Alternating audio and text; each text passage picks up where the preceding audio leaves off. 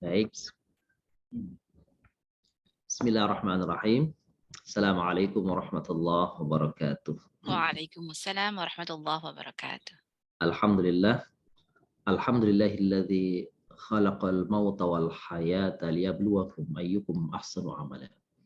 Asyhadu an la ilaha illallah wahdahu la syarika lah wa asyhadu anna sayyidana Muhammadan abduhu wa rasuluh. Allahumma shalli wa sallim wa barik ala sayyidil mursalin wa ala alihi wa ashabihi wa asbahi wa ansari ila yaumiddin. Wa sallama tasliman katsira. Laqad qala Allah Ta'ala fi kitabil karim, a'udzu billahi minasyaitonir rajim. Bismillahirrahmanirrahim.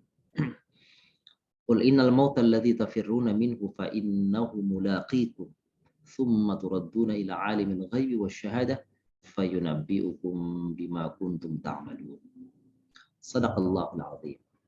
Yang sama kita muliakan guru kita malam hari ini, Dr. Al-Hajj Bahrul Hikam, yang kami muliakan para sesepuh, para bapak-bapak, ibu-ibu, para pencinta Al-Quran, jamaah kajian rutin Yashfa, Mata Hati, dimanapun berada. Puji syukur kehadirat Allah Subhanahu wa Ta'ala di malam hari ini. Alhamdulillah kita berada di malam ke-22 Ramadan. Dan mudah-mudahan kita senantiasa berharap kepada Allah Subhanahu wa Ta'ala bahwa di hari-hari yang sudah kita lalui di Ramadan ini, mudah-mudahan Allah ridho kepada amalan yang kita lakukan. Sambil berharap dan berdoa kepada Allah Subhanahu wa Ta'ala, kiranya Allah teguhkan, tetapkan, kuatkan tekad kita, jasmani kita, agar kita bisa mengisi hari-hari tersisa di bulan Ramadan ini dengan ibadah yang lebih baik, insya Allah. Dan yang terpenting, mudah-mudahan Allah perkenankan kita dan keluarga kita bisa meraih impian setiap muslim untuk dipertemukan dengan Lailatul Qadar. Amin ya rabbal alamin.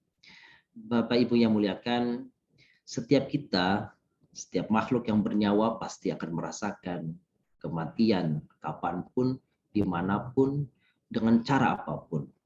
Itulah rahasia yang senantiasa selalu menjadi gaib bagi kita semuanya.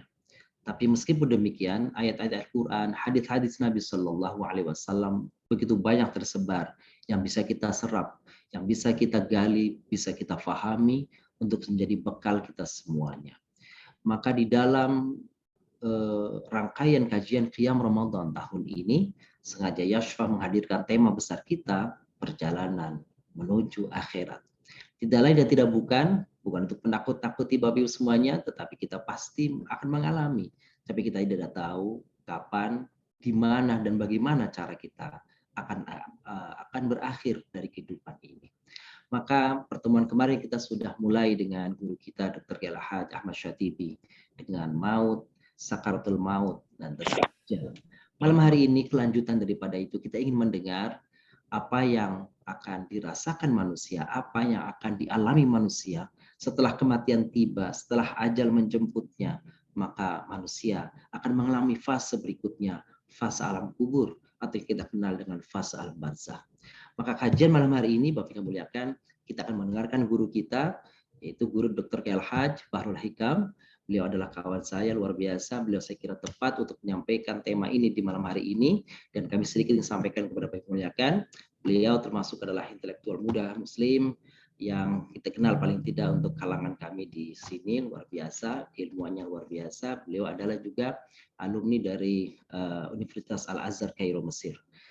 Dan saya kira tidak diragukan lagi untuk beliau sampaikan di malam hari ini, kesempatan yang singkat, padat, hanya 45 menit, dan lalu kemudian nanti akan tanya jawab. Mudah-mudahan apa yang beliau sampaikan di malam hari ini menambah keingintahuan kita. Pertama tentu menambah pengetahuan kita, wawasan kita, dan menambah keingintahuan terus bertambah sehingga kita akan menggali dan terus menggali tentang apa yang sesungguhnya akan kita alami. Untuk itu, sebelum kita mulai, mari kita terlebih dahulu memulainya dengan membaca Ummul Kitab agar kita beroleh keberkahan di malam pertemuan virtual kali ini.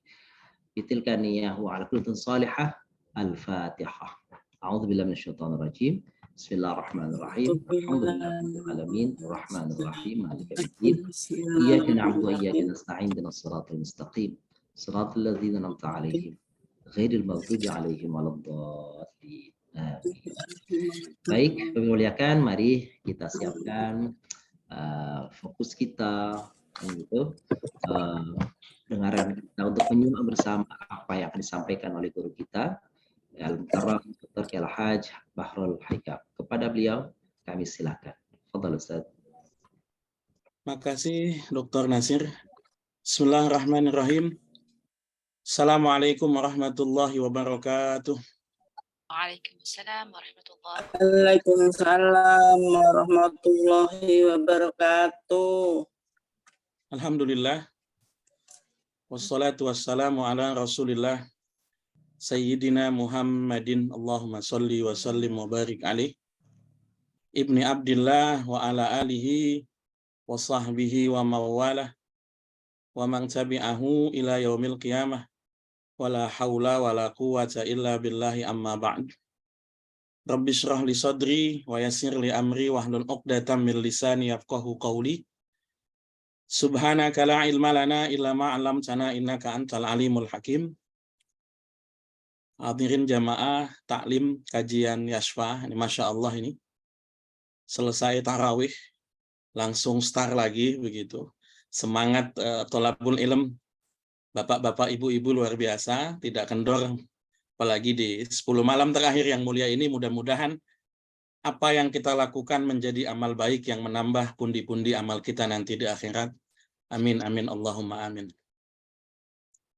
Oke, baik. Saya mendapat tema tentang keadaan manusia di alam barzah.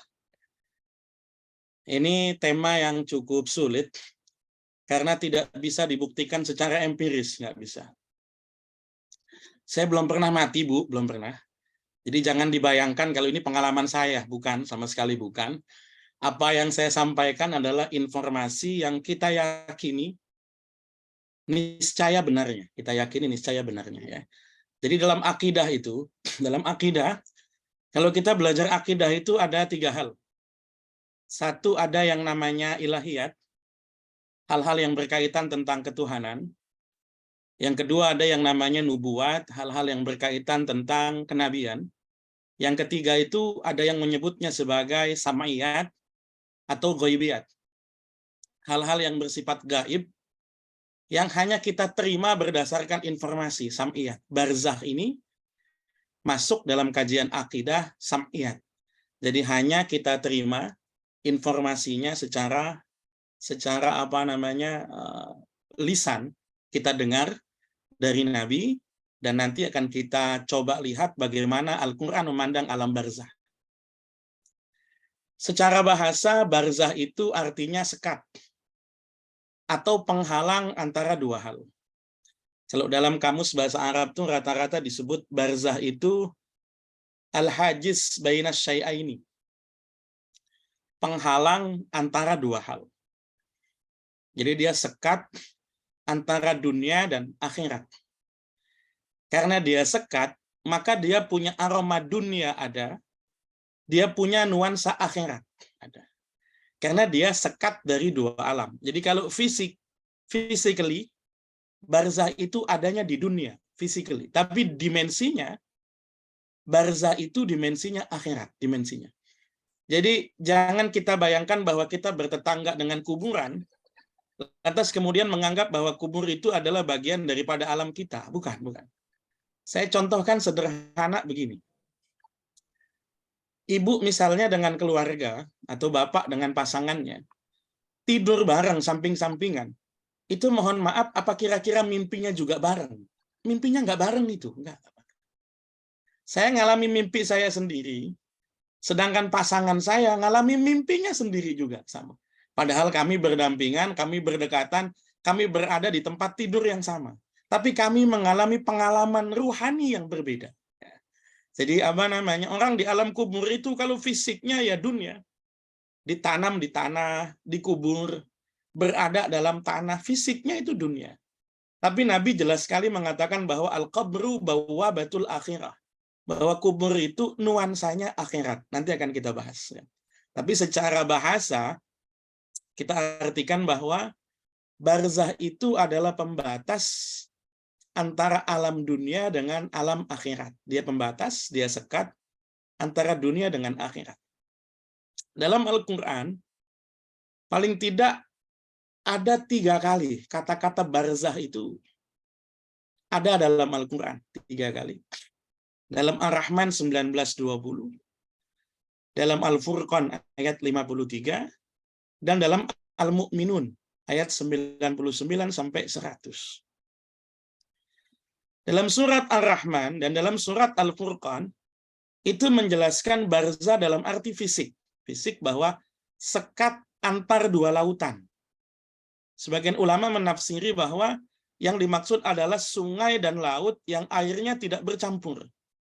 Yang sungai tetap tawar, yang laut tetap asin. Ya. Macam-macam lokusnya ini, ada yang bilang di Mediterania, ada yang. Tapi secara umum bisa ditemui di mana-mana bahwa banyak hal yang menjadi sekat, dalam contoh kasus geologi lautan itu, ada laut, 2 laut yang kemudian bersatu tapi tetap kelihatan berbeda. Warnanya dan rasanya. Konturnya juga beda. Barzah dalam makna agama, barzah dalam makna alam, pembatas dunia dan akhirat, itu kita temui dalam surat Al-Mu'minun, atau juga kadang disebut ayat 99-100. Disebut hatta idza jaa ahaduhumul maut qala rabbirji'un la'alli a'malu salihan fima tarak kalla innaha kalimatun huwa qailuha wa min waraihim barzakhun ila yaumi yub'atsun. Demikianlah keadaan orang-orang yang wafat dalam keadaan kafir itu apabila datang kematian, ia akan berkata, wahai Tuhan, kembalikanlah aku ke dunia. Karena alamnya sudah berbeda. Agar aku bisa beramal soleh pada apa-apa yang pernah aku tinggalkan. Itu hanya perkataan yang diucapkan dan di hadapan mereka ada barzah. Dalam sebagian terjemah Musab diartikan ada dinding, ada sekat, ada pembatas sampai hari di mana mereka dibangkitkan. Ini makna barzah dalam makna sekat antara alam dunia dan alam akhirat. Nah, ada beberapa keterangan ya, mengenai alam barzah itu. Misalnya dalam surat Ibrahim ayat 27 dan dalam hadis riwayat Imam Bukhari, kalau dalam penomoran yang saya pakai itu tarkimnya itu nomor 4699. Kalau yang ayatnya itu kisah surat Ibrahim ayat 27. Kalau hadisnya adalah hadisnya Bara' bin Azib dalam riwayat Imam Bukhari, yaitu hadis nomor 4699. Jadi yang paling pertama itu, keadaan di alam barzah itu adalah pertanyaan alam kubur. Ini yang paling pertama. Ya. Makanya ada kata-kata Allah meneguhkan iman orang yang beriman dengan ucapan yang teguh itu dalam kehidupan dunia dan di akhirat. Allah menyesatkan orang-orang yang zalim dan berbuat apa yang Allah kehendaki. Imam Bukhari menggunakan ayat ini sebagai landasan babnya tentang pertanyaan alam kubur ini. Ada hadis Bara' bin Azib. Maka kalau orang sudah meninggal berada di kubur akan ditanya. Pertanyaan itu adalah merupakan penjelasan tafsir ayat dari surat Ibrahim ayat 27 itu. Pertanyaannya. Ada pertanyaan agama, nabi, kiblat, panduan, segala macam. Ada ulama yang mengklasifikasi menjadi 3 pertanyaan, ada yang 4 pertanyaan, 5 sampai 6 pertanyaan. Tapi seputarnya yaitu agama, nabi, panduan, kiblat, dan amal itu. Ini pertanyaan pada hakikatnya sudah bocor sejak sekarang, sudah bocor. Jadi ibu-ibu sudah tahu jawabannya. Kalau ditanya agamanya apa, ya sudah tahu. Nah, pertanyaan ini sudah bocor dari sejak zaman Rasul, dibocorkan memang. Tapi nanti yang menjawab kan bukan lisan kita, bukan. Sebagaimana dalam surat Yasin kan disebut al-yauma nakhtimu ala afwahihim. Di hari itu kami kunci mulut mereka. Wa tukallimuna aydihim, tangan-tangan mereka yang akan berbicara. Jadi mulut dikunci, jadi nanti amal kita yang berbicara apakah amal kita sudah menjadikan agama sebagai panutannya, kan begitu. Ini ada ulama yang ngarang kitab namanya Ar-Ruh, Ibnul Qayyim Al-Jauziyah. Itu pertanyaan seputar apa namanya alam kubur, alam barzah ini tuntas sekali beliau bahas. Saya dulu sempat punya kepikiran, orang-orang yang matinya dibakar itu nanti ditanyanya bagaimana? Karena ada kan tradisi orang yang ketika mati dikremasi, dibakar, abunya dibuang. Itu nanti malaikat nanyanya gimana gitu kan? Atau contoh kayak di kita itu di Jakarta itu ada namanya pitung yang katanya apa? Kuburannya itu dipisah-pisah. Kalau contoh paling ekstrim itu kami di Arab itu ya Imam Hussein. Imam Hussein itu kepala dengan jasadnya terpisah jauh. Jasad Imam Hussein itu ada di Irak, ada di Karbala. Kepala Imam Hussein itu ada di Kairo, di seberang Al-Azhar, di masjid namanya Hussein. Jauh. Itu nanti gimana nanyanya itu? Itu pemalaikat datang ke kepalanya apa ke badannya gitu kan? Kalau dulu guru saya itu, kalau jawab itu ya lucu kadang-kadang. Saya dulu nanya, Ustadz kalau ada manusia terbakar kemudian nggak dikubur, itu nanti malaikat nanyanya gimana? Kalau guru saya jawabnya santai. Yang bagian nanya, kamu apa malaikat katanya? Ya malaikat lah bukan saya. Kamu kenapa ngurusin itu urusannya malaikat katanya gitu kan. Tapi kemudian dibahas bahwa apa? Bahwa barzah itu bukan tempat, bukan. Barzah itu alam.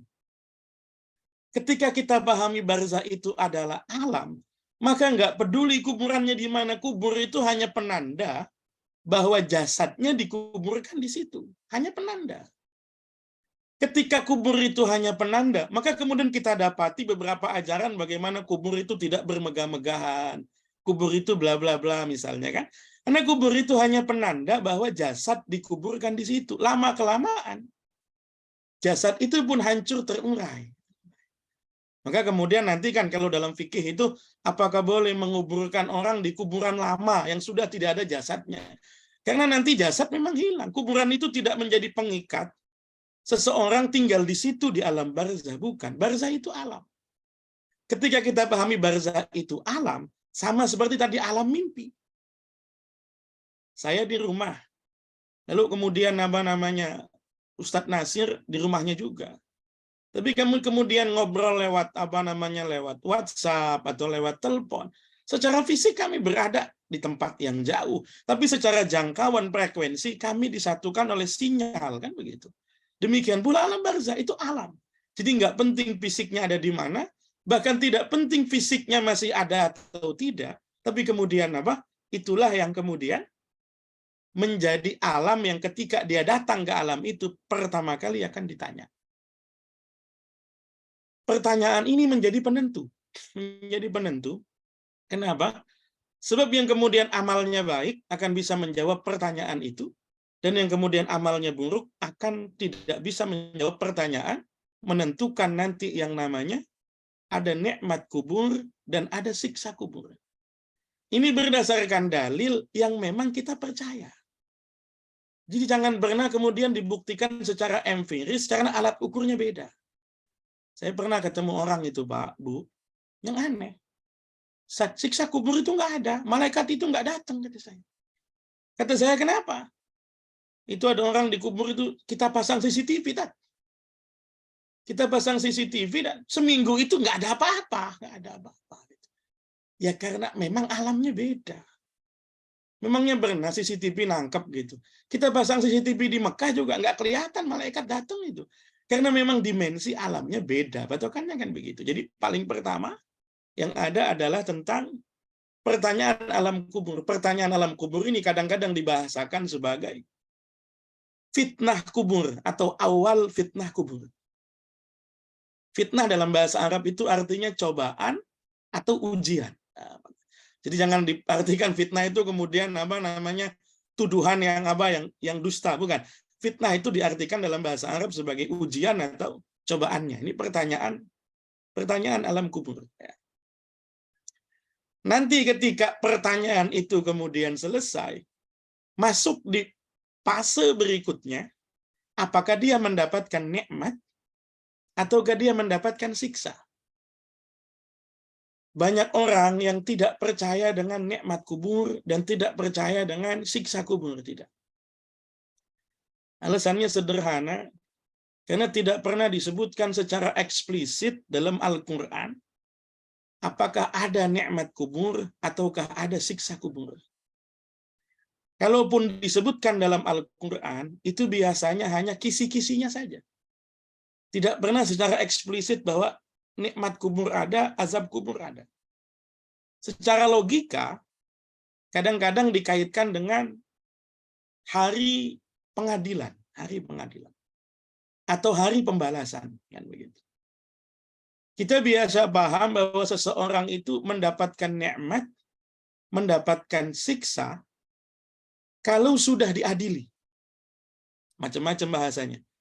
Nanti di mahsyar itu mizan, ya, timbangan amal, apakah amalnya lebih baik ataukah amalnya lebih buruk. Ini bagaimana bisa diadili belum, tapi kok sudah digebugin begitu kan? Kan diadilinya belum. Diadilinya nanti di akhirat, sementara mereka belum ke akhirat. Diadilinya belum. Diadilinya belum kok sudah disiksa.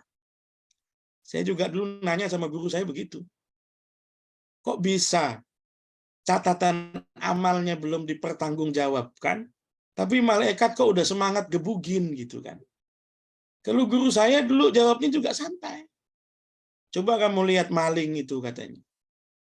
Maling itu belum sampai ke pengadilan, sudah bonyok itu, sudah bonyok itu. Jadi yang diterima itu ya DP-nya dulu itu, DP-nya itu.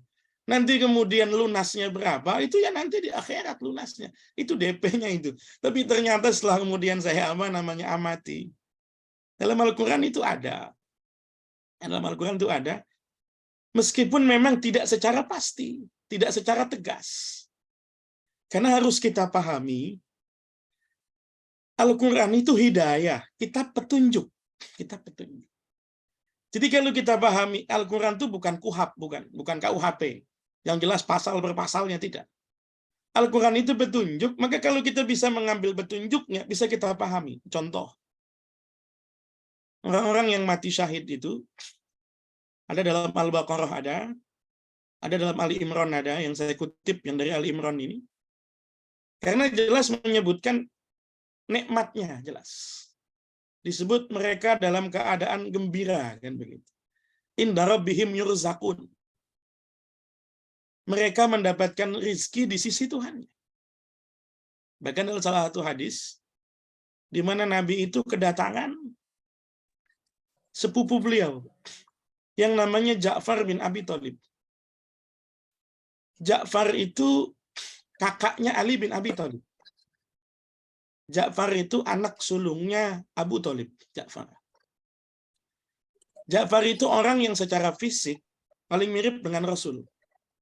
Gaya bicaranya, senyumnya, tinggi badannya, posturnya, cara berjalannya mirip sekali dengan Rasul.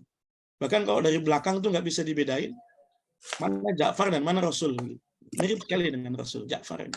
Kakaknya Ali bin Abi Thalib. Ja'far itu yang dulu mimpin delegasi Islam hijrah ke Habasyah. Habasyah itu kerajaan Abyssinia. Ada di perbatasan Ethiopia dan Eritrea. Ja'far itu berangkat ke perang, namanya perang Yarmuk. Seingat saya perang Yarmuk itu ya. Mu'tah atau Yarmuk di antara. Perang Mu'tah. Satu wilayah di Yordan. Itu yang sebelum berangkat, pimpinan perang itu masing-masing sudah tahu kalau mereka akan mati. Sudah tahu. Jadi Nabi tunjuk waktu itu. Komandan perang, kata Nabi itu Zaid bin Harithah. Zaid. Anak angkatnya Rasul yang diadopsi. Komandan perang ini Zaid. Kalau Zaid meninggal, nanti digantikan oleh Ja'far, kata Nabi begitu. Kalau Ja'far meninggal, nanti digantikan oleh Abdullah bin Rawaha, kata Nabi. Kalau nanti Abdullah bin Rawaha meninggal, siapa sajalah yang gantiin, siapa saja. Itu orang berangkat perangnya belum, tapi sudah dijanjiin Nabi mati, sudah. Mohon maaf Bu, Ibu kira-kira kalau suaminya pamit mau mati, ngizinin apa enggak, Bu? Kira-kira itu. Saya mau berangkat perang, tapi kata Nabi pasti mati, begitu kan? Kata Nabi pasti mati. Nabi kan jujur, nggak mungkin Nabi bohong. Kalau Nabi bilang kamu nanti mati digantiin sama fulan, begitu kan? Jadi belum berangkat, tapi istri sudah rasa janda itu, anak sudah rasa yatim, padahal belum berangkat. Dan kemudian benar 3 orang komandan ini mati syahid di medan perang itu. Dan Nabi kemudian ketika Ja'far itu meninggal, Nabi itu diperlihatkan. Diperlihatkan dalam bentuk visual, Pak. Sampai kemudian Nabi ngomong, waduh, Ja'far meninggal itu. Maka Nabi kemudian bilang, yang jadi semacam tradisi sekarang. Nabi bilang, isna'u li ali Ja'far itu aman, kata Nabi. Ja'far itu meninggal, tolong tetangga-tetangganya ikut bantu-bantu, buatin makanan untuk mereka, karena mereka sedang galau. Maka sekarang kita kalau tetangga itu ada yang meninggal, kita ikut bantu-bantu, datang, bawa minuman, bawa kue, bawa apa. Itu ada tradisi hadisnya dari Nabi, memang ada. Kan begitu. Satu waktu Nabi sedang berada di Masjid Nabawi, Nabi tiba-tiba nengok ke atas. Kepalanya mendongak ke atas, begitu. Dan Nabi kemudian senyum, nggak lama sahabat tanya, Nabi, kenapa Nabi senyum? Nabi bilang, barusan Ja'far datang, cerita macam-macam, kata Nabi. Itu kalau yang ngomong Nabi, mau nggak mau kita percaya, mau nggak mau. Kalau yang ngomong saya, anggap saja saya lagi halu, gitu saja. Misalnya tiba-tiba saya dongak ke atas begini, pala saya begini. Terus saya ngomong sama ibu-ibu, barusan ini si Anu datang, Sunan Kalijaga datang. Barusan Sunan ini datang. Itu anggap saja lagi halu kalau itu. Kalau Nabi memang benar. Maka keterangan dari Nabi itu yang kita pakai sebagai patokan. Sesuai dengan Ali Imran, ayat 169-170. Ya. Sesuai. Siksa kubur ada. Ada. Dari mana kita tahu ada siksa kubur? Ini. Ayat ini ada beberapa. Cuman yang saya pakai ini yang dalam surat Ghafir Al-Mu'min. Ghafir. Ayat 45-46. Tentang keadaan Fir'aun dan konco-konconya. Wa haqa bi ali fir'auna su'ul adzabin nar yu'raduna 'alaiha guduwa wa 'ashiyya. Wa yauma taqumus sa'atu adkhilu 'ala fir'auna asyaddal 'adzab. Fir'aun beserta kaumnya dikepung oleh azab yang amat buruk. Kepada mereka dinampakkan neraka pada pagi dan petang. Kata kuncinya, pada pagi dan petang. Itu kata kuncinya. Karena kalau besok di neraka beneran, pagi dan petang itu kita nggak tahu. Kalau yang dimaksud neraka beneran, pagi dan petang itu nggak ada yang tahu, kan gitu. Siapa yang sempet-sempetnya nanya udah pagi apa udah sore, nggak ada. Orang digebukin di neraka, nggak mungkin dia nanya malaikat. Mohon maaf malaikat, ini masih pagi apa sudah sore? Nggak mungkin lah. Nggak mungkin. Jadi yang dimaksud dengan pagi dan petang itu pasti di dunia. Loh mereka sudah mati kok. Itulah yang namanya azab kubur. Karena alam barzah itu tadi kita bilang, fisiknya dunia, tapi dimensinya akhirat. Fisiknya dunia, nuansanya akhirat. Yang azab nerakanya nanti di ayat 46-nya. Dan pada hari terjadinya kiamat. Masukkanlah Fir'aun ke dalam azab ini yang neraka beneran. Yang ayat 45 kan, dinampakkan neraka pada mereka pada pagi dan petang. Atau juga ayat dalam surat At-Taubah itu. Ya. Tidak saya tulis di sini. Ya. Ayat dalam surat At-Taubah, Bapak Ibu bisa cek. Di At-Taubah itu ada kata-kata bahwa mereka diazab 2 kali. Ya. At-Taubah 101. Ya. Sanu'adzibuhum marrataini. Nanti mereka akan kami siksa 2 kali. Sanu'adzibuhum marrataini tsumma yuradduna ila adzabin adzim. Nanti mereka akan kami siksa 2 kali, kemudian mereka akan dikembalikan kepada azab yang lebih besar. Ini tanda bahwa sebelum mereka ke neraka, mereka sudah mendapat siksa dulu. Salah satu tandanya ya ini. Ya, jadi termasuk juga kalau kita sholat itu, sebelum kita salam itu ada satu doa yang kita pakai bahwa kita meyakini siksa kubur itu ada. Allahumma inni a'udzubika min adzabil qabri wa min adzabi jahannam wa min fitnatil mahya wal mamati wa min fitnatil masihid dajjal. Jelas sekali Nabi ngajarkan kita doa, kalau azab kubur itu nggak ada, ngapain kita doa? Kan begitu ya. Tapi tadi ya, bahwa azab kubur itu kaitannya bukan dengan pengadilan, bukan dengan timbangan amal. Azab kubur itu kaitannya dengan pertanyaan alam kubur. Yang bisa menjawab pertanyaan alam kubur dengan amalnya, maka mereka mendapatkan nikmat. Jadi bukan karena sudah ditimbang amalnya, bukan. Karena ditanya dan bisa menjawab, atau ditanya dan tidak bisa menjawab. Ya. Ini juga sama, masih lanjutan yang tadi. Nabi ngajarin kita bahwa kuburan itu bisa berupa taman dari banyak taman-taman surga, atau parit dari banyak parit-parit neraka. Matokannya di situ ya. Di riwayat Imam Tirmidzi 2384. Ini doa yang tadi dalam hadis Abu Hurairah itu biasa kita baca menjelang salam kita. Ya. Ini hadis Imam Muslim nomor 588. Ya. Jadi artinya azab kubur itu nyata, nikmat kubur juga nyata. Makanya dalam doa-doa kita kepada ahli kubur atau orang yang sudah meninggal dunia kan begitu. Allahumma ja'al qabrahu raudhatan min riyadil jinan. Ya Allah, jadikanlah kuburnya mereka itu atau kuburnya orang yang sudah meninggal ini sebagai taman dari banyak taman surgamu. Wala taj'al qabrahu khufratan min khufarin niran.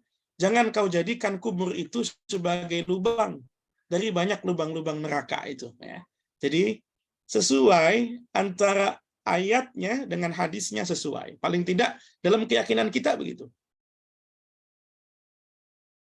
Di alam barzah juga, ahli kubur itu punya kesadaran terhadap siapa yang ngunjungin. Itu. Punya kesadaran. Ada hadisnya Ibnu Abi Dunya, ada banyak hadis. Memang hadisnya dalam tanda kutip, hadisnya dhaif. Tapi jumlahnya sangat banyak. Jumlahnya sangat banyak. Itu nanti kalau dalam mustalah hadis itu bisa naik kelas tuh. Yang dhaif begitu naik kelas menjadi hasan li ghairihi, atau bahkan bisa naik level sahih li ghairihi, bisa. Ya. Saya ambil satu saja yang hadisnya Aisyah. Ma min rajulin yazuru qabra akhihi wa yajlisu indahu illa sta'nasa bihi wa radda alaihi hatta yaquma. Tidak seorang pun berziarah ke makam temannya, sahabatnya, saudaranya. Duduk di situ. Kecuali saudara itu terhibur dengan kedatangannya. Dan menjawab salamnya hingga ia meninggalkan tempat. Ini pentingnya ziarah kubur. Kalau doa dari rumah Bapak Ibu, doain bisa. Doain bisa kan? Kita doa itu nyampe. Doa itu nyampe. Tapi pentingnya kita datang itu, meskipun tidak ada kaitan dengan fisiknya, dia hanya penanda saja. Tapi dari hadis ini, orang itu terhibur dengan kedatangan saudara yang masih hidup. Ya. Itulah kenapa Bapak Ibu mudik, Bapak Ibu nyekar ke makam orang tua. Ya ini yang dipakai. Meskipun doain dari sini bisa, doain dari sini bisa, doain dari rumah bisa. Itu mirip dengan kenapa kita dalam setiap tahiyat kita, itu kita ucapkan salam buat Rasul. Assalamualaikum ayuhan Nabi wa rahmatullahi wa barakatuh. Rasul itu sudah wafat 1434 tahun yang lalu. Rasul sudah wafat. Fisiknya di alam dunia memang sudah wafat. Tapi ruhnya Rasul di alam barzah itu kan tidak wafat. Tidak. Itulah kenapa disebut bahwa orang-orang yang kekasih Allah itu tidak mengalami rasa susah dan sedih. Ya kan? Itulah mengapa kemudian kita setiap kali lewat kuburan, kita itu kemudian ngucapin salam. Kita kenal ataupun tidak kita kenal. Kita lewat di kuburan, kita ucapkan salam. Assalamualaikum ya ahlal kubur. Antum lana salafun wa inna insyaallah bikum lahikun. Kita ucapkan salam. Kita kenal ataupun tidak kita kenal. Itulah kenapa khatib Jumat dalam doanya di khutbah yang kedua pasti menyebutkan orang-orang yang sudah mati. Allahumma gfir lil muslimina wal muslimat wal mu'minina wal mu'minat al ahya'i minhum wal amwat. Ya Allah, ampunilah orang-orang Islam, orang-orang yang beriman, yang masih hidup ataupun yang sudah mati. Karena mereka tahu itu, didoakan sama orang tuh mereka tahu. Diziarahi sama orang tuh mereka tahu. Ini bukan cuma mayit yang mukmin ya, bahkan yang tidak mukmin tahu itu. Karena Rasul itu pernah kultum lah. Rasul tuh ngasih kuliah di atas kuburan kepada orang-orang yang mati di perang Badar. Bukan orang Islam, bukan. Jadi pasukan Mekah yang mati, itu dikuliahi sama Rasul, mereka sudah dikubur. Rasul bilang, "Hai fulan, apa yang kalian dapat, bla bla bla bla." Itulah kenapa, karena mereka itu sadar dan mendengar, tapi nggak bisa jawab ya, nggak bisa jawab. Soalnya mohon maaf, kalau mereka bisa jawab, itu nanti ibu-ibu sawan. Coba deh, ibu-ibu ziarah di kuburan, ngucapin salam. Assalamu alayka ya ahlal kubur. Antum lana salafun wa inna insyaallahu bikum lahikun. Assalamualaikum penghuni kubur. Dijawab waalaikumsalam. Sawan itu. Coba deh, kita pahami artinya. Antum lana salafun. Kalian pergi duluan. Wa inna insyaallahu bikum lahikun. Kami insya Allah nyusul. Mohon maaf tuh. Ibu kalau ada teman yang ngomong begitu misalnya, duluan Bu, kami nyusul. Kira-kira ibu jawabnya apa? Ya kami tunggulah, kami tunggu. Jadi penghuni kubur itu kita ucapin salam ya, enak aja deh. Kami tunggu, kamu kapan datangnya? Kan gitu kan. Kami tunggu. Karena kita ngomongnya begitu kan. Antum lana salafun, kalian duluan. Wa inna insyaallahu bikum lahikun. Kami nyusul. Untungnya kita nggak dengar itu jawabannya itu. Kalau dengar malah bahaya itu. Malah mati beneran kitanya. Gitu kan. Oke, jadi ada kesadaran dari apa? Orang di alam barzah itu, kalau ada yang ziarah, kalau ada yang doain, kalau ada yang salam, itu ada. Makanya, dalam tradisi sebagian muslim itu, ada yang kemudian tradisi talqin. Talqin itu kan orang sudah dikuburin begitu kan, kemudian di fulan bin fulan, kalau nanti ada yang nanya bla bla bla bla bla bla. Itu ditalkin itu bukan bocorin jawabannya. Kalau jawabannya udah tahu kita. Ditalkin itu memberikan ketabahan supaya orang yang sedang ditanya malaikat itu kemudian ya tetap merasa teguh hatinya itu. Ditalkin itu bukan bocorin jawaban. Mereka tahu kok jawabannya. Cuma nanti yang jawab kan bukan mulut, bukan. Oke, itu yang termasuk salah satu keadaan di alam barzah. Ada kesadaran mayat terhadap mereka yang menziarahinya, mendoakannya, datang kepadanya, mengucapkan salam kepadanya.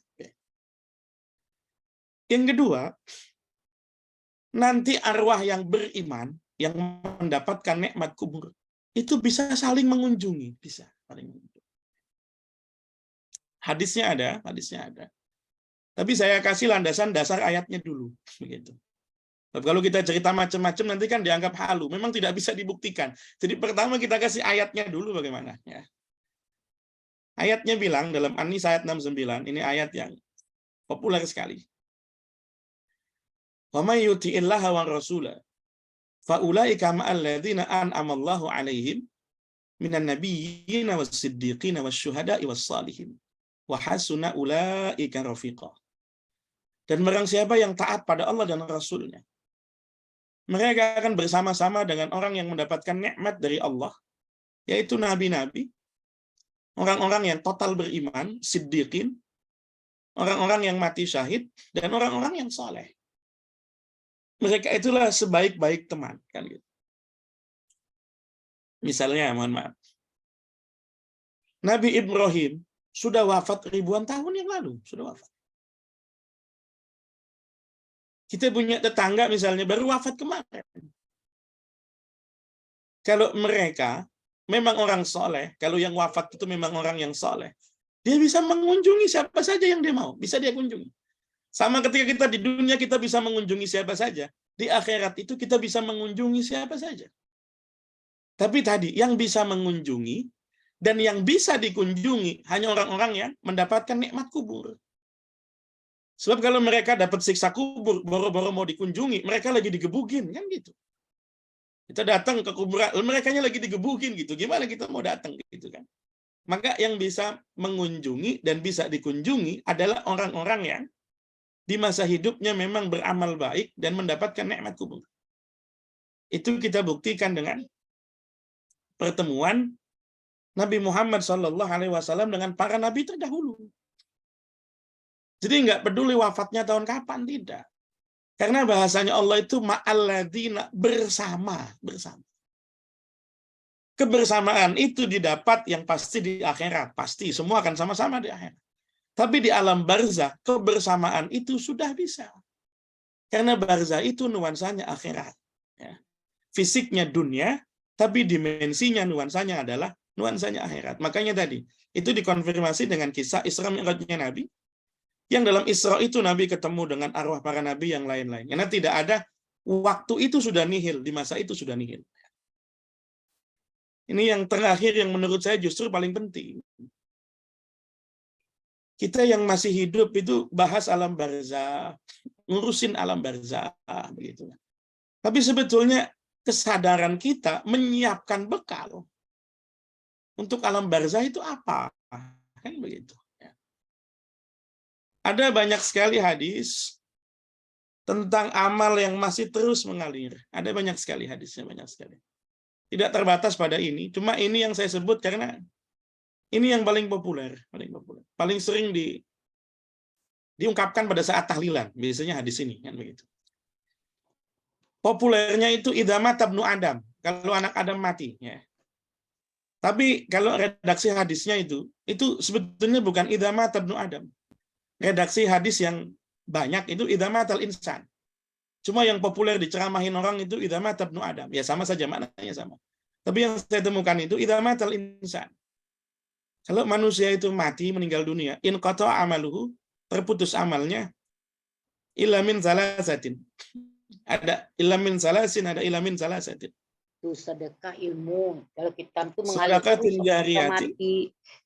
wa ilmin yuntafa'u bihi, waladin salihin Ilmu yad'ulahu. yang manfaat. Ada hadis yang menyebutkan sampai 10. Tanaman yang dia tanam, sumur yang dia gali, kan misalnya. Buah dari pohon yang dia garap misalnya. Ada banyak sekali. Ada yang sampai 10, bahkan ada yang sampai 13 itu ada. Tapi kalau mau kita klasifikasi, amal yang terus mengalir itu ya cuma 2. Cuma 2 itu, satu adalah buah dari amal pribadi kita. 2, amalnya orang lain yang ditujukan pada kita. Satu memang buah dari amal pribadi, bukan amal kita, buahnya. Itu yang dalam bahasa kita itu sadaqatin jariyah, ilmin yuntafa'u bihi, waladin, itu buahnya. Amal kita mendidik anak.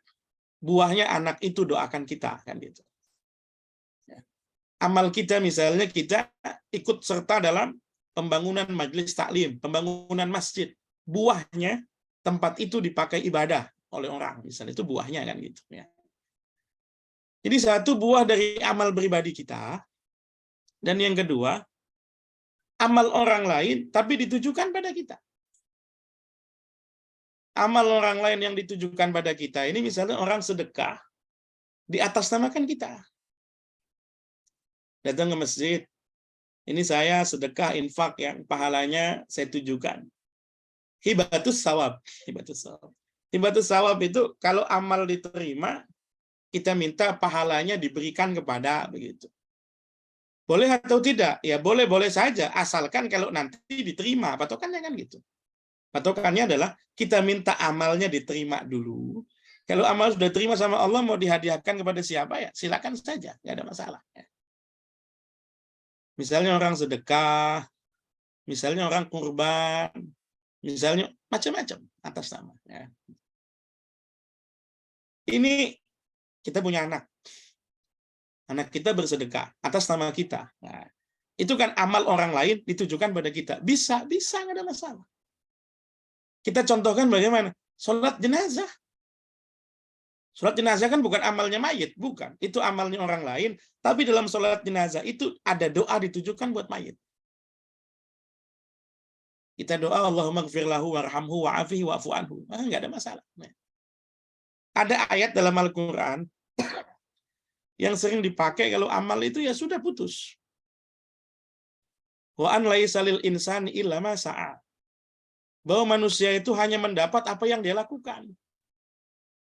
Nah, tapi kalau dalam hadis kita temukan ada banyak sekali bagaimana buah dari amal kita. Misalnya man sanna sunnatan hasanatan falahu ajruha wa ajru man amila biha, kan begitu ya. Jadi kalau kita klasifikasi amal yang terus mengalir itu pada hakikatnya dua macam. Satu, buah dari amal pribadi kita yang terus misalnya berkembang, terus mengalir. Yang kedua adalah amal orang lain yang pahalanya kalau diterima itu ditujukan kepada mayit, ditujukan kepada ahli kubur. Ya seperti tadi doanya khatib Jumat itu, al-ahya'i minhum wal amwat misalnya. Atau doa kita buat guru-guru kita, kan begitu. Maka saya sering itu kalau hadir dalam acara tahlil itu, kemudian diminta doa, dan anaknya saya lihat memang bisa berdoa sendiri gitu kan. Maka saya bilang, kamu saja anaknya yang doa, kita yang ngaminin. Nah biar bagaimanapun lebih senang bapak kamu didoain sama kamu daripada sama orang lain. Kita semua ngaminin saja. Ya. Nah, tapi ya terserah itu. Cuman saya makainya dari hadis ini gitu. Waladin salihin yad'ulahu ya. Jadi kesimpulannya adalah alam barzah itu alam yang membatasi dunia kita dengan akhirat. Yang jaraknya kita tidak pernah tahu kapan datangnya. Karena Nabi pun ditanya nggak tahu. Yang kedua, alam barzah itu fisiknya dunia, tapi dimensi atau nuansanya akhirat.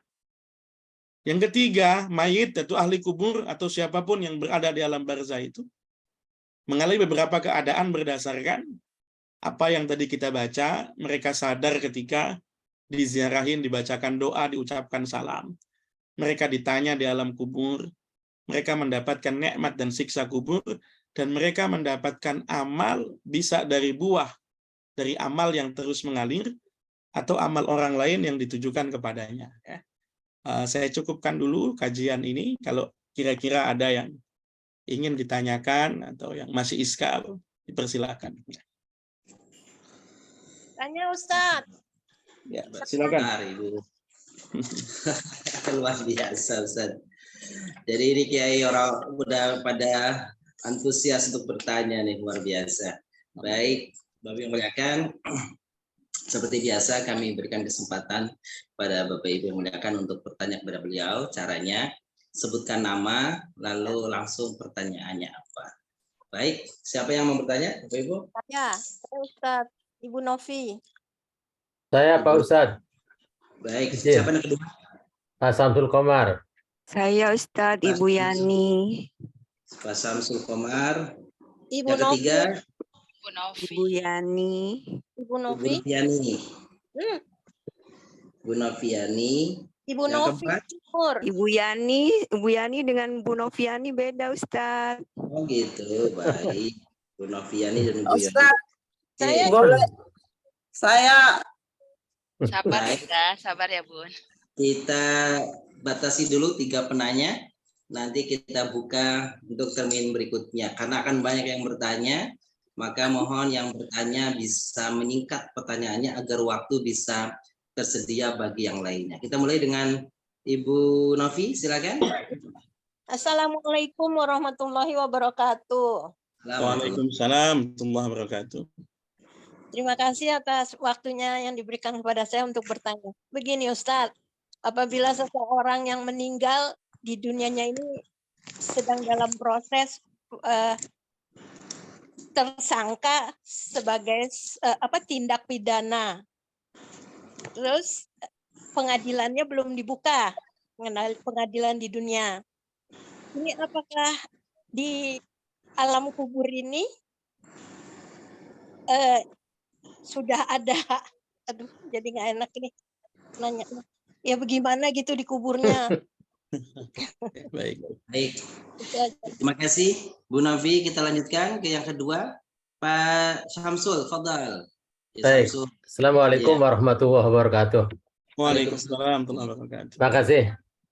Ustadz, pertanyaan saya adalah kalau orang meninggal di bulan puasa, itu bagaimana? Yang saya dengar nih, makanya saya mohon kepastian dan mohon rujukan yang betul di dalam Quran maupun hadis. katanya, kata orang beberapa kiai, kalau orang meninggal bulan puasa, ditangguhkan dulu pertanyaan kuburnya. Nah, itu mohon jawabannya. Makasih. Baik, makasih Pak Syamsul. Tentunya Bu Yani. Ya Ustadz, makasih. Mau tanya mengenai ini Ustadz, kalau alam barzah itu kan dimensinya akhirat ya. Artinya berarti di akhirat itu tidak hanya ada alam barzah saja gitu ya. Karena kan ada nanti alam apa tuh Ustadz yang untuk kita ditimbang itunya ya. Amal-amal itu gitu ya. Nah, jadi akhirat itu apa gitu, alam-alam apa aja gitu loh Ustadz. Terus kalau misalnya, Ustadz satu lagi boleh nggak? Apa itu? Silakan. Kalau kita kan gini, saya maunya nggak mau ziarah ke kuburan, udah doain aja dari rumah, itu gimana gitu?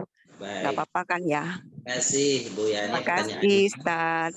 Sama-sama. Sebelum disampaikan jawabannya oleh guru kita, nanti Bapak Ibu menanyakan tema kita memilih dengan alam barzakh, dan nanti besok, lusa dan seterusnya masih akan ada kajian tentang mizan, mahsyar, tentang sirat, tentang surga neraka. Jadi pertanyaan-pertanyaannya kaitannya dengan lanjutan dari dalam kubur nanti insya Allah akan dikemukakan di pertemuan berikutnya Ibu ya. Jadi kita fokus malam hari ini adalah pertanyaan-pertanyaan yang kaitannya dengan alam barzakh. Ada 3 pertanyaan Ustaz dari Bu Nafi, dari Pak Syamsul dan Bu Yani. Dari Bu Nafi, Ustaz mencatat atau mau dibantu Ustaz? Saya catat. Alhamdulillah, barakallahu fiik. Fadhal Ustaz. Bismillahirrahmanirrahim ya. Masya Allah, pertanyaannya yang pertama dari Bu Novi. Ada orang yang pada waktu meninggal dunia, dia menjadi tersangka tindak pidana ya. Tersangka berarti kan belum punya vonis hukum yang berkekuatan tetap kan begitu. Oke. Kalau dalam agama sudut pandangnya 2 hal.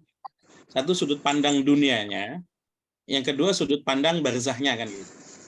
Sudut pandang dunia itu, apapun tindak kejahatan seseorang, ketika dia meninggal, kalau masih agama Islam, maka statusnya adalah saudara muslim kita. Apapun kejahatannya, apapun. Fardu kifayah untuk dimandikan, dikafani, disolati, dan dikuburkan. Fardu kifayah. Bahkan pelaku tindak terorisme juga sama. Kalau dosanya urusannya Allah ya, dosa urusan Allah. Tapi kewajiban kita memperlakukan jenazah itu sama seperti jenazah muslim lainnya. 2 jenazah yang Nabi tidak berkenan nyolatin, bukan melarang. Kadang-kadang dipahami melarang. 2 jenazah yang Nabi tidak berkenan menyolati, tapi mempersilahkan sahabat lain nyolatin, itu adalah mayit yang masih punya hutang, dan mayit yang meninggal bunuh diri. Itu yang kemudian Nabi tidak berkenan nyolatin. Tapi bukan melarang nyolatin, mempersilahkan sahabat lain nyolatin. Maka ada tradisi, orang kalau punya hutang itu, serah terima hutang itu menjelang disolatin, bahwa nanti hutang piutangnya oleh keluarganya. Yang kedua, sudut pandang bangsa itu jangankan yang tersangka tindak pidana. Bahkan, mohon maaf misalnya ini, yang santri, ustadz atau kiai pun tidak pernah ada jaminan bisa melewati alam barzah dengan mulus begitu kan, tidak ada. Jadi patokannya hanya amal kita, dan amal kita itu yang tahu hanya kita, malaikat, dan Allah. Nggak pernah ada yang tahu amal seseorang itu seperti apa ya. Jadi bagaimana seseorang yang menjadi tersangka tindak pidana di akhiratnya atau di alam barzahnya gimana? Itu nanti tergantung dari bagaimana dia amal solehnya mampu menjawab pertanyaan alam kubur atau tidak. Kalau dia mampu menjawab pertanyaan alam kubur, dia mendapatkan nikmat kubur. Kalau dia tidak mampu menjawab, ya dia mendapatkan siksa kubur. Apa yang orang lain bisa lakukan? Mendoakan dan kemudian melakukan amal kebaikan diniati atas nama almarhum. Nah, ini pertanyaan dari Bu Nopi, mudah-mudahan secara singkat terjawab. Ya, terima kasih Ustadz. Ya, sama-sama. Yang kedua dari Pak Samsul. Ya, Ustaz. Bagaimana orang yang meninggal bulan puasa, apakah pertanyaannya nanti ditangguhkan dulu, siksaannya ditangguhkan dulu begitu? Mungkin lagi ada cuti bersama puasa, bagaimana gitu kan. Ada beberapa hal yang menjadi populer di masyarakat. Contohnya, ini ada di kolom chat, sekalian saya jawab ya. Kalau ada orang, selagi masih di ngajiin, itu malaikat itu belum datang untuk bertanya kan gitu. Karena hadisnya kan ada itu, dalam hadis, kalau suara sendalnya sudah terdengar pulang, malaikat datang. Itu kalau dipahami salah kan bahaya. Berarti malaikat takut sama suara sendal, kan gitu kan. Maka ada istilah itu, makamnya Gus Dur belum ditanya itu, karena dari zaman dulu masih ramai terus gitu kan. Alam kubur itu mutlak adalah ketentuan-ketentuan Allah. Mutlak ketentuan Allah. Alam kubur itu, alam barzah itu. Orang yang secara jelas tidak mengalami pertanyaan alam kubur itu, atau langsung mendapatkan nikmat kubur itu adalah satu orang yang mati syahid.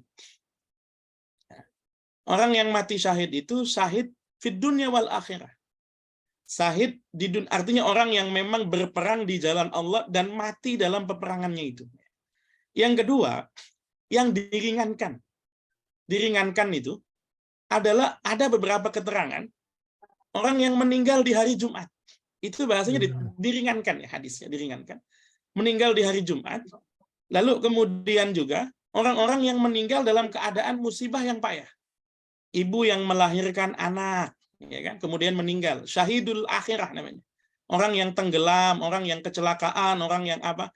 Di kita ini kadang-kadang disalahpahami. Orang yang matinya kecelakaan, ketabrak jadi arwah gentayangan. Jalannya serem begitu kan. Padahal kalau secara fikih itu, mereka itu justru siksaan kuburnya itu diringankan. Ya, itu diringankan ya. Jadi apa namanya, beberapa keterangan itu tidak menyebut diliburkan pertanyaannya, tidak, tapi kemudian adalah diringankan fitnah kuburnya begitu. Kalau yang mati syahid, yang berperang itu memang langsung mendapatkan nikmat, kecuali kalau dia masih punya hutang, tidak mendapatkan full kenikmatan kuburnya begitu ya. Jadi kalau masalah yang puasa segala macam, saya sendiri jujur memang belum tahu keterangannya meskipun populer. Tapi kalau yang hadisnya saya tahu tadi itu, yang meninggal di hari Jumat ataupun orang-orang yang meninggal dalam keadaan yang sangat payah tadi, yang tenggelam, yang kebakaran, asal mereka tetap beriman. Mudah-mudahan pertanyaan dari Pak Samsul bisa dipahami ya. Ya, baik. Syukran Pak Ustaz. Sama-sama. Kemudian yang ketiga, masalah alam akhirat ini saya nggak jawab mungkin ya, karena nanti offside ya. Besok masih ada kajiannya begitu kan. Tapi bahwa alam barzah berakhirnya kapan begitu? Alam barzah berakhirnya itu ketika ditiup sangkakala ya. Itu nufiha fis suri kan begitu. Ketika ditiup sangkakala itu alam barzah itu berakhir, oke. Nah, masalah apakah kita cukup mendoakan dari rumah? Mendoakan dari mana saya cukup. Tapi anjuran untuk ziarah kubur, datang ke tempatnya langsung itu memang ada. Misalnya Nabi bilang, zawirul kubur, zurul kubur. Kuntu nahaitukum an ziaratil kubur fazuruha, kata Nabi begitu. Itu dibuktikan Nabi itu setahun sekali itu naik ke Gunung Uhud. Bukan karena Nabi itu pecinta gunung, bukan. Wah, Nabi pecinta alam nih naik gunung, bukan. Nabi ke Gunung Uhud itu punya maksud lain, ziarah ke makam pamannya, Hamzah, dan makam syuhada Uhud. Itu juga bukan hanya tradisi Nabi, tradisinya Sayyidah Fatimah sama. Setiap bulan Rajab, Sayyidah Fatimah itu datang ke Uhud, ziarah ke makam siapa? Ziarah ke makam Hamzah tadi. Makanya kalau yang kuburan orang tuanya dekat, kalau dekat, ada anjuran ya, seminggu sekali itu ada, hari Jumat, ada anjurannya ada. Meskipun hadisnya dhaif sekali, tapi itu anjuran yang baik begitu kan. Tapi kalau yang kuburannya jauh ya doain nggak apa-apa. Cuma kadang-kadang ini ada orang yang umroh bisa berkali-kali sampai, tapi ke kuburan orang tua nggak sampai. Jangan sampai kayak begitu ya. Mudah-mudahan bisa dipahami. Jazakallah khair. Sami Bun. Selanjutnya kita buka termin kedua. Ibu siapa atau Bapak siapa? Silakan. Ada yang bertanya? Saya Pak Ustadz. Ya, Syarifah Ulfa. dengan Ibu siapa? Silakan namanya Bu. Syarifah Ulfa. Bu Ulfa. Silakan Bu Ulfa. Apa pertanyaan Bu Ulfa? Yang ingin saya tanyakan Pak Ustadz, doa-doa dari siapa saja yang bisa diterima, artinya yang bisa meringankan azab daripada mayit yang ada di alam barzah. Karena misalnya pada saat peringatan tahlilan itu kan yang datang itu kita tidak bisa memastikan semuanya itu orang-orang yang secara amal ibadahnya baik. Nah, jadi apakah ada yang memberikan satu batasan bahwa yang diterima itu adalah orang yang misalnya yang memang betul-betul baik amal ibadahnya. Oh iya. Gitu Pak Ustaz. Baik. Luar biasa pertanyaannya. Selanjutnya selain Ibu Ulfa, ada lagi siapa Bapak Ibu yang mau bertanya? Saya Ustaz, saya tanya. Iya, dengan Ibu siapa? Ibu Nastria. Ibu Lasria. Betul. Silakan Bu. Saya ingin menanyakan begini Ustaz, katanya kalau kita ziarah kubur, membaca Quran Yasin misalnya tidak boleh. Padahal kita biasa membaca Yasin dan tahlil di atas makam itu. Ya betul gimana Ustaz? Syukron. Baik. Terima kasih Ibu Nas pertanyaannya. Bersias. Yang ketiga? Saya Ustadz Ika. Ibu Tika. Ika. Ustadz Ika. Ibu Ika. Silakan Ibu Ika Usman. Apakah membaca surat Al-Mulk setiap malam itu membantu menghindari azab kubur, Ustaz? Itu aja. Makasih Bu Ika pertanyaannya. Yang keempat, adakah masih yang ingin bertanya? Cukup ya? Oke. Untuk termin kedua ada 3 pertanyaan Ustaz. Ada dari Bunda Ulfa, Bunda Lastria, dan Bu Ika. Bu Panca Pak Ustaz. Bu Panca. Oh, Bu Panca oleh yang terakhir. Oke, Bu Panca. Silakan Bu Panca. Iya. Mau tanya Pak Ustadz. Udah boleh Silakan. ya? Boleh, silakan. Iya. Maksudnya kalau orang sudah mendapat siksa kubur itu ada batasnya apa seterusnya gitu? Nggak berhenti disiksa terus gitu? Iya.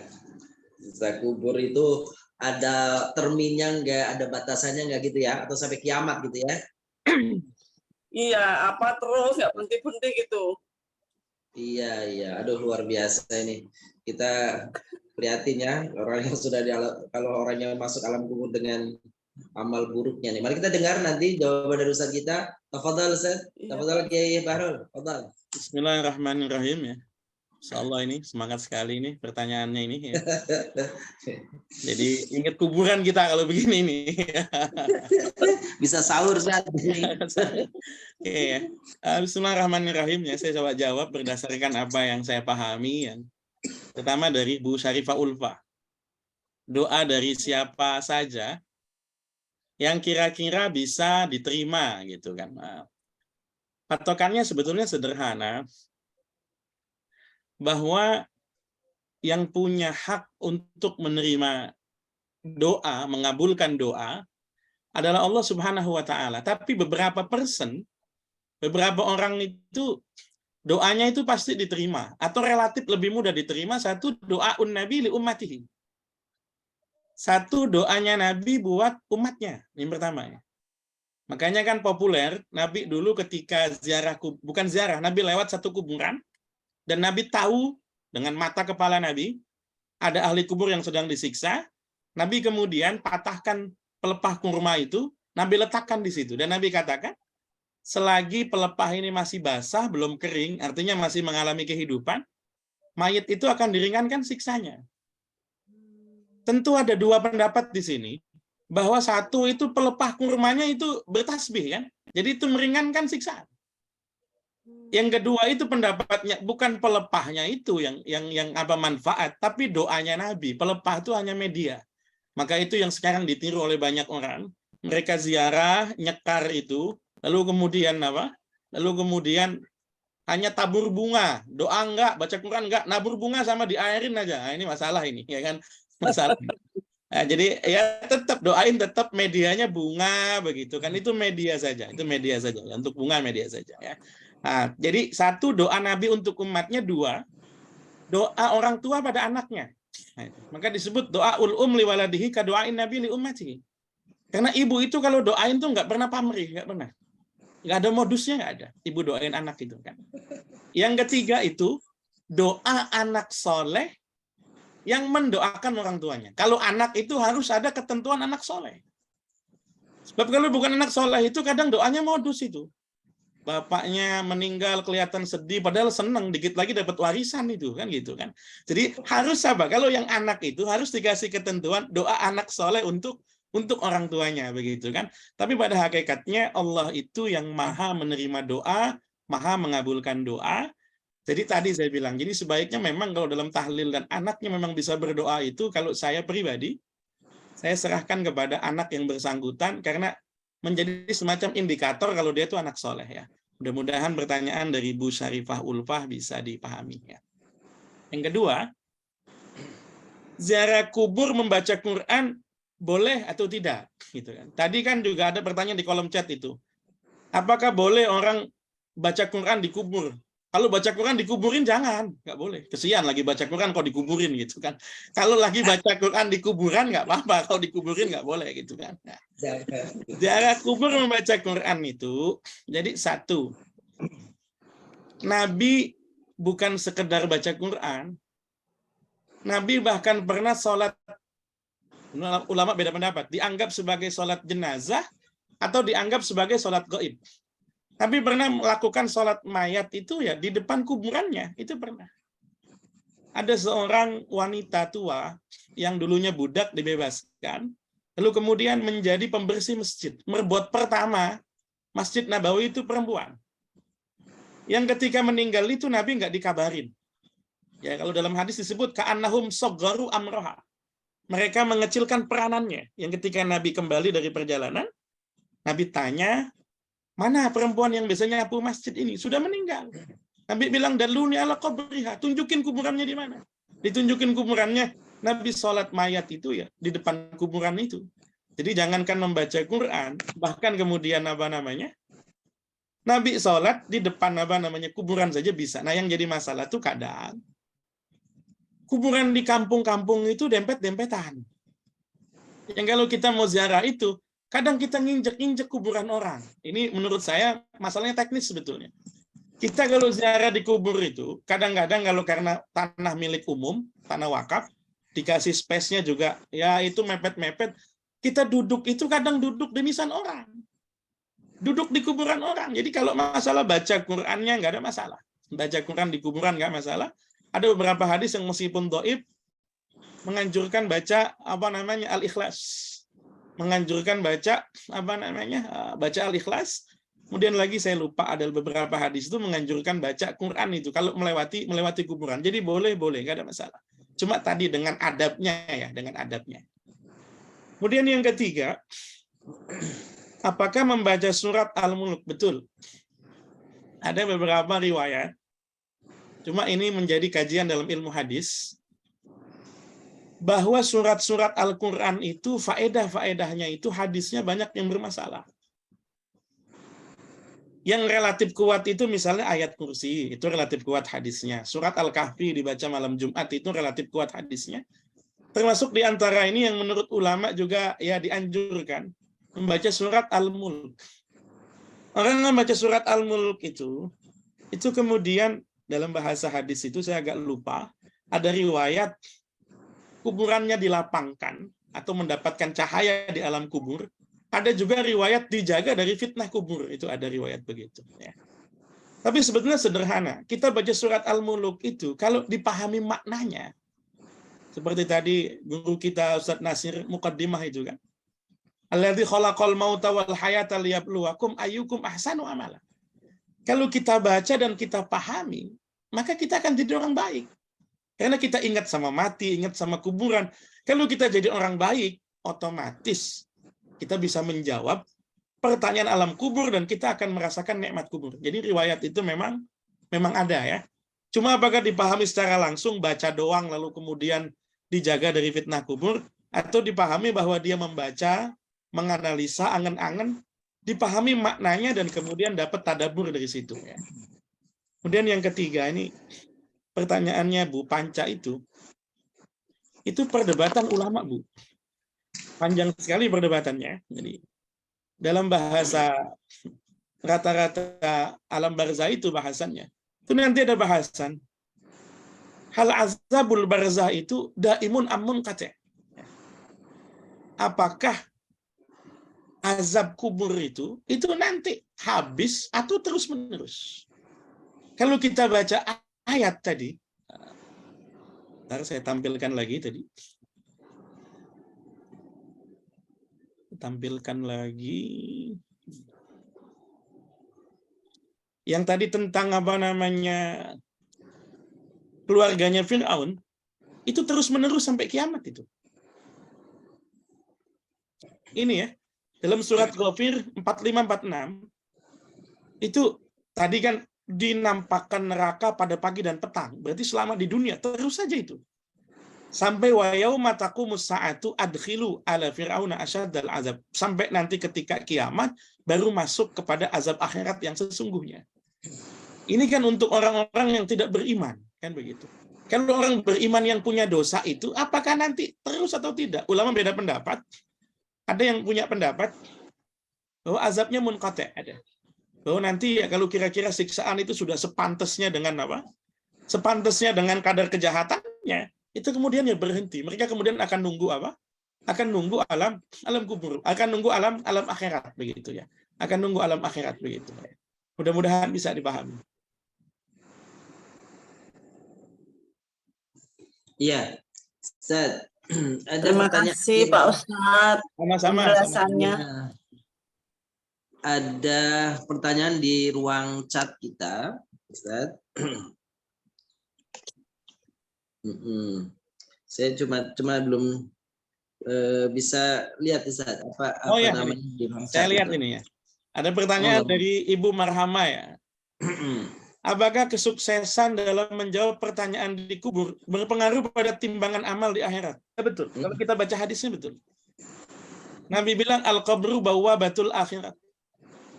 Kubur itu gerbangnya akhirat. Kalau dari gerbangnya kita sudah dapat prasmanan ya, nanti di akhiratnya ya prasmanan itu. Tapi kalau dari gerbangnya itu kita kemudian sudah apa? Sudah antri, kok sudah capek duluan ya sampai akhirat kira-kira begitu itu. Maka ada hadis itu. Siapa yang lolos dari fitnah kubur itu ya berarti ya tinggal enak karena di kubur itu dia dapat nikmat, maka nanti di akhirat juga dapat nikmat itu. Kalau bahasanya Nabi itu portalnya, kubur itu portalnya akhirat.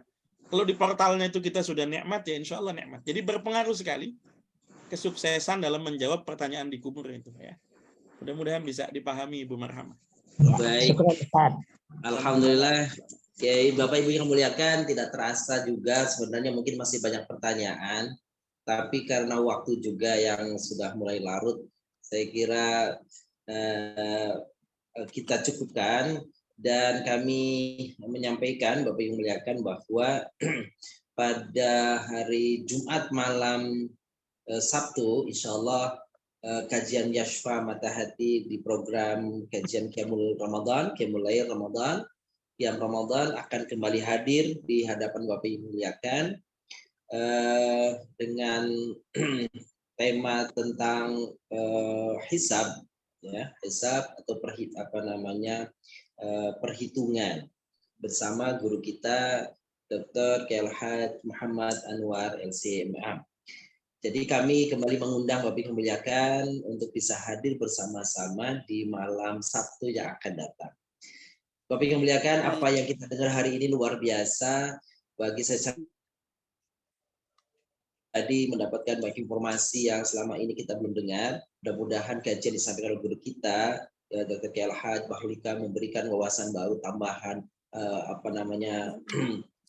pengetahuan baru dan semangat kita untuk lebih banyak lagi menyiapkan bekal kita untuk kehidupan setelah kehidupan ini.